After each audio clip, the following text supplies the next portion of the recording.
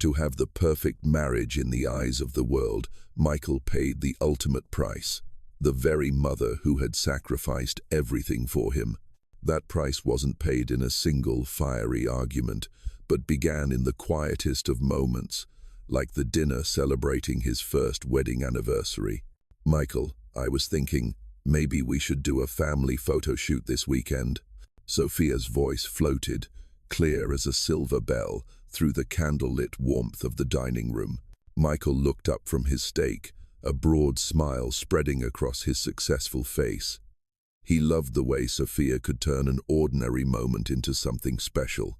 "That's a great idea, baby," he replied. "For our 1-year anniversary, I'll call the best photographer." Sitting beside her son, Grace's face lit up. "Oh, a family portrait. I'd love that," she said, her voice filled with excitement. "It's been so long since we've had a proper family photo." Sophia smiled, a perfect smile that somehow created an invisible distance. She set down her silverware, her gaze fixed solely on Michael. "I've already envisioned a concept," she continued, her tone even. "Modern, minimalist, very chic, just the two of us, in black and white. It will be a symbol of our career and our love. A new beginning." The words "a new beginning" echoed in the air, and the smile on Grace's lips froze. She looked at her son, waiting for a protest, a correction, or at least a glance in her direction. But Michael, still basking in admiration for his wife, simply nodded in approval. "Sounds great. Very artistic." Only then did Sophia turn to her mother-in-law, her voice sickeningly sweet. "Don't you worry, Mother Grace. I'll also arrange a separate shoot for you and Michael. A classic, cozy style that you'd like. You two can have some beautiful pictures to hang in your room." Her words, though wrapped in a sugary shell of thoughtfulness, were an invisible knife, cleanly cutting Grace out of the family portrait Sophia had just defined. She was no longer part of the present and future, but relegated to her own corner, a cozy space in the past. Michael remained oblivious. "You're so thoughtful," he praised his wife. "All right, it's settled then." Grace fell silent. She looked down at her plate, at the food that had long since gone cold. "Whatever you want is fine," she whispered, her voice so soft it was nearly lost in the flicker of the candles. "As long as you two are happy." In the shimmering candlelight, Sophia took a slow sip of her wine, her eyes sparkling with a victory no one else could see. The dinner, meant to be a symbol of togetherness, had just become the opening act for a sophisticated play of division. Michael Anderson was a name people spoke with respect. He wasn't born with a silver spoon in his mouth. His success was built with sweat, determination, and sleepless nights in a scrappy downtown office. Now, that office was a gleaming penthouse suite overlooking the entire city. He was a self-made black man who had broken through every barrier to reach the top. Every tailor-made suit he wore, every nod from a business partner, was a victory. And beside him at every gala, every event, Sophia was the perfect jewel. She never had to fight for her place. She was born at the finish line. Her family name was a regular in society columns, the kind of people who owned summer estates and hosted lavish charity galas. Sophia possessed an elegance, a graceful confidence that couldn't be taught. She was the embodiment of a world Michael had always yearned to belong to. Their marriage was like a modern-day fairy tale, gracing the covers of magazines. For Michael, marrying Sophia was the final seal of approval on his success. It proved he had not only conquered the business world, but had also been accepted by the white elite. He loved her, but he was also in love with what she represented. After the wedding, Grace sold her small house and moved in with Michael and Sophia. She didn't bring much luggage, but every box was filled with a lifetime of memories and hope. She longed to see her son happy, to care for his new family, and to find a peaceful joy under his roof. At first glance, they were the perfect family. The magnificent mansion, the elegant weekend dinners, and the ever-present smiles whenever guests were over. But when the front door closed, The air inside was thick with an invisible tension. The differences began in the smallest of ways. One day, Grace brought out an old patchwork quilt, a family heirloom pieced together from colorful geometric fabrics. She lovingly draped it over the cream-colored sofa in the living room, thinking it would add a touch of warmth and color to the otherwise cold modern space. When Sophia came home, she saw the quilt and froze for a second. To Grace's face, however, she kept her smile gentle. "Oh, what a beautiful quilt, Mother Grace. It looks so cozy." But that evening, as soon as Michael got home, Sophia found a subtle way to get rid of it. "Honey, look, your mother put this quilt on the sofa," she said, gesturing toward it. "It feels a little dated for the style of our home, don't you think? I don't want to hurt her feelings, so how about we move it to her room? It would be a better fit there, for her to enjoy personally." Michael, exhausted from a long day, glanced over and nodded. "Yeah, whatever you think is best." He didn't realize that, to Sophia, it wasn't just a quilt. It was a symbol of the folksy past she was determined to erase from their sophisticated present. Gradually, Sophia began to plant sugar-coated complaints in Michael's ear. She never said, "Your mother is annoying me." Instead, she would say, "I know she means well, but she keeps cooking those old recipes. I'm trying to get us on a healthier diet." Or, "I love your mother dearly, but I feel like she still treats you like a child, always asking if you've eaten, if you're warm enough. I'm afraid she's becoming a little controlling." Michael, preoccupied with work and trusting his wife, began to see his mother through Sophia's lens. He no longer saw her care. He saw her interference. He no longer saw the love in her cooking. He saw old, unhealthy habits. He didn't realize he was drifting away from his mother, believing he was simply trying to balance his wife and his mom, a problem he assumed every family deals with. Grace felt the shift. Her conversations with her son grew shorter. His answers became brief before he quickly turned his attention back to Sophia. She felt like a ghost in the very house she had hoped would be her home. The crack had appeared, and it was growing wider every day, right before her eyes. The party for their first wedding anniversary was more lavish than a small wedding. Crystal chandeliers sparkled, smooth jazz drifted through the air, and glasses of champagne flowed endlessly. The guest list, curated exclusively by Sophia, was a who's who of prominent figures: Michael's business partners, her friends from the art scene, and wealthy couples they knew from the country club, all of them white. This wasn't an anniversary party, it was a showcase of status. Michael, in a perfectly tailored suit, walked with Sophia on his arm, beaming with pride. He had a beautiful wife, a successful career, and a home everyone envied. He felt like he was on top of the world. In a corner, Grace felt completely out of place. She wore her best dress, but it was swallowed by a sea of designer labels. She tried to smile and make conversation, but their talk of European vacations and art auctions was a world away from her own. To celebrate her son's special day, Grace had spent the entire afternoon making her famous crab cakes from a family recipe. She arranged them on an exquisite platter, hoping their familiar flavor would be a warm touch among the foreign, catered dishes Sophia had ordered. A guest, an older lawyer, happened to try one. His eyes lit up in surprise. "My God, Sophia, this is absolutely divine. You must give me the name of your caterer." All eyes turned toward them, curious. It was a golden opportunity for Sophia to praise her mother-in-law, but she chose a different path. She smiled, a polite but ice-cold smile. "Oh, you're too kind," she said, her voice loud and clear enough for everyone nearby to hear. "That's just a little something my mother-in-law whipped up. I told her she didn't have to trouble herself, since the caterer had everything covered, but she insisted on contributing in her own way." A hush fell over the group. Sophia's words were no longer subtle. She had publicly drawn a line between her way and her mother-in-law's. She continued, her tone patronizing, as if explaining something obvious. "The dish is a bit greasy for our standards, but I suppose it offers a novel flavor for everyone." The statement was a slap in the face. It didn't just criticize the food. It criticized Grace's entire lifestyle, her heritage, labeling it as inferior and substandard. Grace's face burned with humiliation and hurt.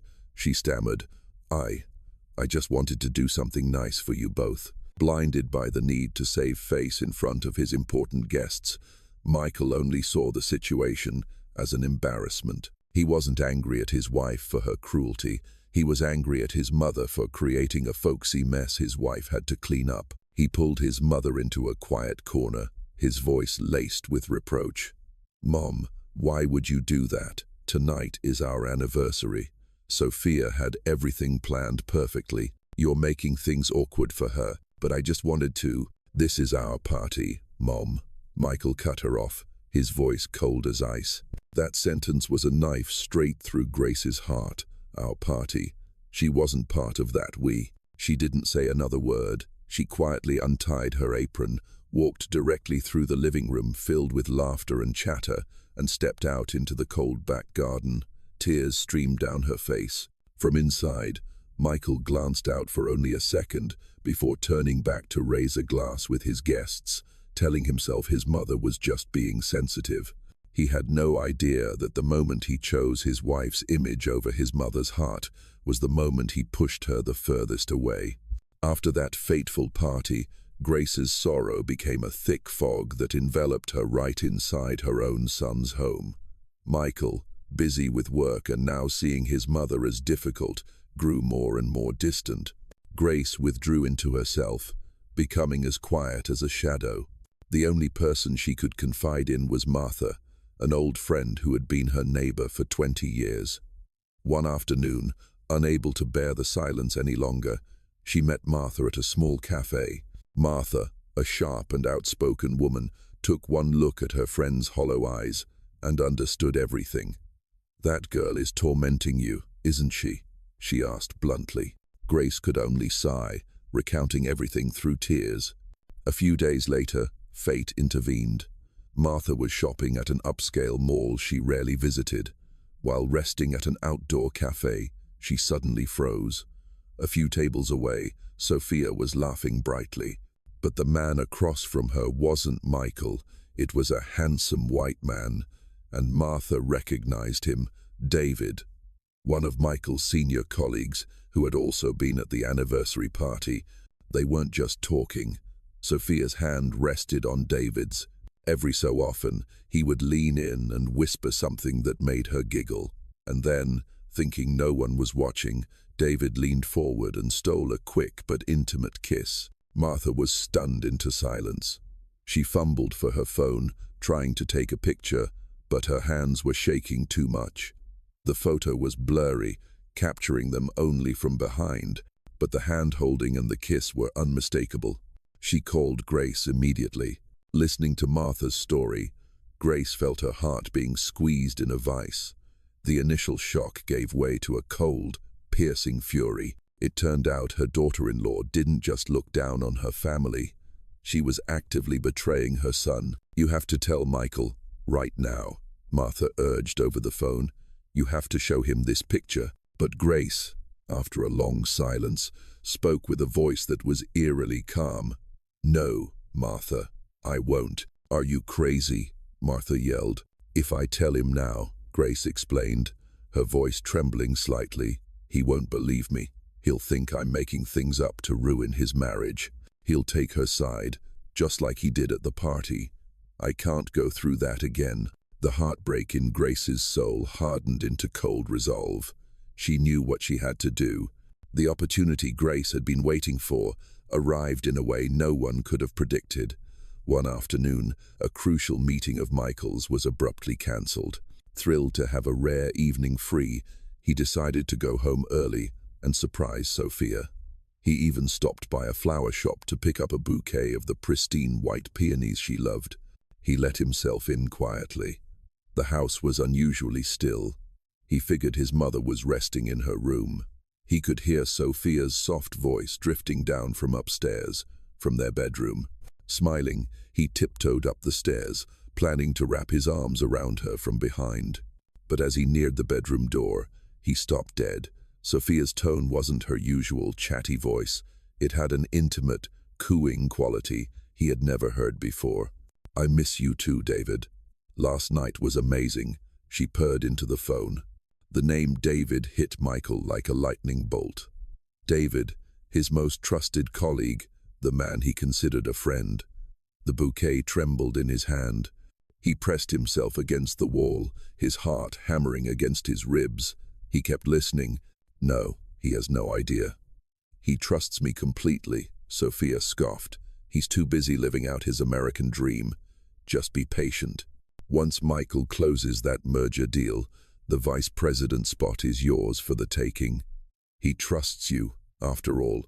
That was the whole plan, wasn't it? The whole plan." The words were like shards of glass embedding themselves in his mind.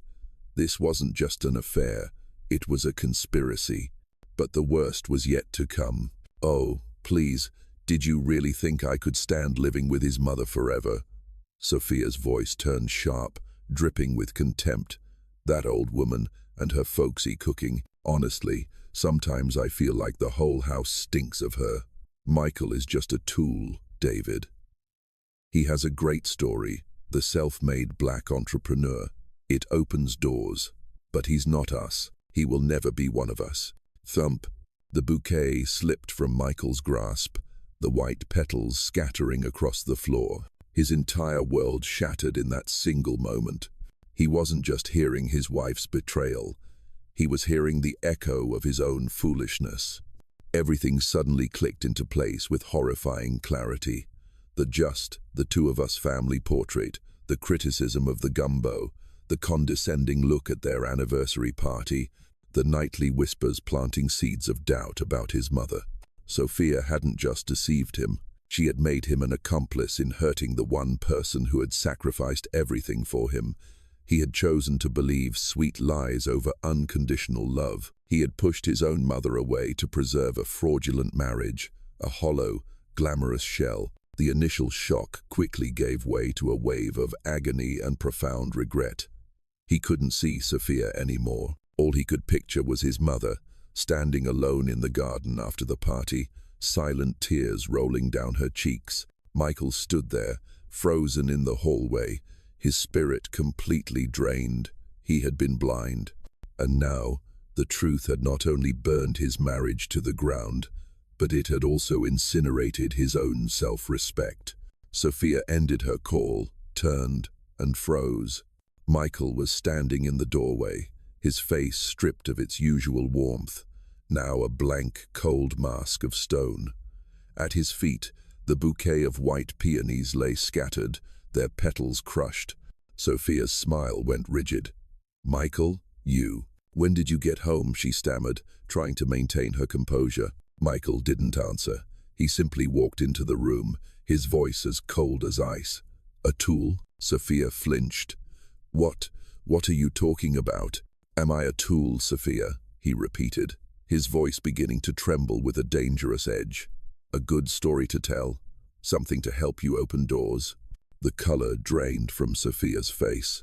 She knew she was caught, but her manipulative instincts kicked in. "What did you hear? It's not what you think. It was just..." "Shut up."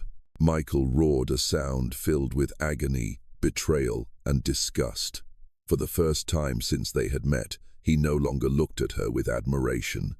He looked at her like she was filth. "I heard everything," he said, his voice dropping low, making it even more menacing. "About David, about your plan, about how you looked down on my mother, on my entire background, that old woman and her folksy cooking. Those were your words for my mother, weren't they?" All of Sophia's pretense shattered. With no escape route, her true self emerged. She let out a laugh, a dry, brittle sound laced with venom. "So what if they were?" she sneered. "Did you really think I wanted to live with some country old woman for the rest of my life? Did you think I actually enjoyed her boring stories? I married you for your status, Michael. And you married me for mine. We were both just using each other. I was just smarter about it." Her words no longer hurt him. They only filled him with contempt. "You're wrong," he said, his voice strangely calm. "I loved you. I blindly believed in you. And for you, I hurt the only woman in this world who loves me unconditionally." He took a deep breath, resolve hardening in his eyes. "I made the wrong choice once. I won't make that mistake again." He looked directly into her eyes, each word clear and deliberate. "Pack your things and get out of my house." Sophia was stunned for a second, perhaps not expecting such decisiveness. But then she shrugged, a look of pure defiance on her face. "Fine. I'm sick of this happy family act anyway." She didn't cry. She didn't beg. She simply walked to the closet, pulled out her most expensive handbag, and threw a few personal items inside. She didn't glance at a single wedding photo, showing no attachment to any memento. Sophia walked past Michael as if he were a stranger. The sharp clicks of her heels echoed on the hardwood floor, each step a final, remorseless sound. The front door slammed shut. The house, once a symbol of happiness and success, was plunged into a heavy silence. He stood frozen in the empty house, but the silence was no longer peaceful. It was oppressive, heavy with regret. He didn't feel relief. He only felt an immense regret crushing his chest. He slowly turned and walked toward his mother's room. Each step felt as heavy as lead. The door to Grace's room was slightly ajar. He could see her sitting on the edge of the bed, her small shoulders trembling. She had heard everything. Michael stood in the doorway, unable to bring himself to enter. He looked at the woman who had worked her whole life for him, the woman he had callously wounded for the sake of a glamorous facade. A lump formed in his throat. "Mom," he called out, his voice hoarse. Grace looked up, her eyes red-rimmed. She said nothing. She just looked at him, and in her gaze there was no blame, only pain and boundless love. It was her silence that finally broke him. He walked into the room and fell to his knees before her. He couldn't meet her eyes. His head bowed as tears began to stream down his face. "I'm sorry," he whispered, his voice cracking. "Mom, I'm so sorry. I was wrong. I was a terrible son. I let her." He couldn't finish the sentence. A choked sob cut off his words. Grace reached out her worn, trembling hand and gently stroked her son's hair. "Get up, son," she said, her own voice thick with tears. Michael shook his head, remaining on the floor. "I didn't protect you. I was blind. I let my pride get in the way. I'm sorry." This time, Grace said no more. She leaned down and wrapped her arms around her son's broad, trembling back. They held each other, the only sound in the room their shared weeping. It was the sound of regret, of pain, but also of forgiveness and release. That tight embrace mended every wound, dissolving the distance that Sophia had worked so hard to create. It was only then that Michael truly understood. He realized that everything he had chased, the illustrious career, the money, the picture-perfect marriage, was all meaningless. They were just fleeting, superficial things. The only thing that was real, the bedrock of who he was that had always been there waiting for him, was his mother's love. He had almost traded that treasure for a piece of fake jewelry, and he would never, ever let himself make that mistake again. A few months passed. The once cold mansion, so elegant it felt sterile, was now filled with warmth. The expensive abstract art had been replaced by small, framed pictures, a photo of Michael as a little boy, snapshots of him and his mother on old vacations, and on the cream-colored sofa in the living room, Grace's colorful patchwork quilt was spread out proudly, no longer a dated object to be hidden, but a vibrant, cozy centerpiece. But the heart of this transformation was in the kitchen. On a bright Sunday morning, sunlight streamed through the window. Michael, dressed in a simple t-shirt instead of a power suit, stood at the stove, a wooden spoon in hand, carefully tasting the gently simmering pot. Grace stood beside him, smiling softly, showing him how to adjust the seasoning. They were making gumbo together. The rich, warm aroma of spices filled the house. This time, it wasn't an out-of-place smell causing discomfort. It was the scent of family, the scent of home. "How's this, Mom?" Michael asked, his voice full of excitement. "Is it right?" Grace took a small taste and nodded, beaming. "It's delicious, son. You're a fast learner." Michael smiled, a genuinely relaxed smile, free of any pretense. He turned off the stove and ladled the gumbo into 2 simple ceramic bowls. They didn't sit at the grand dining table built for 12. Instead, they sat at the small breakfast nook in the kitchen, bathed in sunlight. As they sat down, Michael paused, looking at his mother for a long moment. He saw her smile, the love-filled wrinkles around her eyes, and he felt a profound peace that no multi-million-dollar deal could ever provide. He had it all, the money, the fame, an empire he had built with his own 2 hands. But he realized that true wealth wasn't measured by the numbers in a bank account. It was right here, in this simple moment, in a bowl of hot gumbo his mother taught him to make, and in her unconditional love. They didn't talk much. They simply enjoyed the meal together. The soft clinking of spoons against bowls, the quiet chatter about small things, and the sound of Grace's full-bellied laugh when Michael clumsily spilled a little soup. The story closes on that image, a mother and son sitting together in a sun-drenched kitchen, beginning a new chapter. A chapter with no more glamour, no more deceptive performances, only peace, simplicity, and the most authentic, precious sound in the world, the laughter of people who truly love each other.